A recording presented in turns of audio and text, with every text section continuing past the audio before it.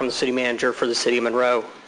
Prior to this meeting, you were forwarded a copy of a resolution from Monroe City Council opposing the rezoning. While we understand the city of Middletown went through a lengthy process to update its comprehensive plan, we do not believe that the appropriate consideration was given to Monroe's existing land use and the development of the recommendations contained within it. This is evident by looking at the plan itself, which does not include or show the land use of the surrounding jurisdictions. This is further evident in the fact that no effort was made to engage those individuals and property owners most affected by such a dramatic change in the comprehensive plan. When considering the impacts of the change in zoning classification, one should study all the impacts, not just those affecting one's own jurisdiction. The impacts of this zoning change from medium-density residential to general industrial will affect most greatly the properties and infrastructure of Monroe. No consideration was given in the comprehensive plan for these impacts. Prior to considering the zone change, we asked that you engage those affected the most. We asked you make substantial changes to your industrial zoning or consider a planned development for this area that would supply reasonable buffers that are conspicuously absent in your code. The code talks about setbacks, but not necessarily landscape buffers. And in I-2 district, there were no buffers required that we saw on the code that was available online.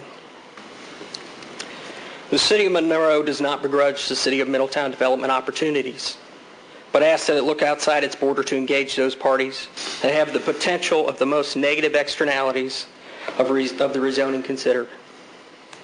The practice of local government planning from ICMA states that often a criticism of zoning is that local governments tend to make parochial zoning decisions at the expense of regional interests because local governments depend on taxes to fund a large portion of basic services. Many use fiscal zoning to promote commercial and industrial development. Moreover, since some local governments may not feel an obligation to ensure that their zoning decisions do not adversely affect neighboring jurisdictions, the cumulative effects of many such projects, such as traffic congestion, air pollution, and the loss of valuable resources as wetlands, are similarly exported across jurisdictional boundaries. The zoning change being considered will render over 150 acres of low-density residentially zoned property undevelopable within the city of Monroe. The zoning change has the potential to substantially decrease property values of existing residentially zoned property. The zoning change will also have the potential to put an increased burden on our roadway systems, which already see a substantial traffic. Again, no mention or study of these impacts were made, and we ask that these impacts be given proper consideration prior to approving the zoning change. From our perspective, time is not of the essence in your consideration of this request, and these external impacts can be discussed in an attempt to mitigate them, can result in a more positive development for all that are affected by this. Thank you. Thank you.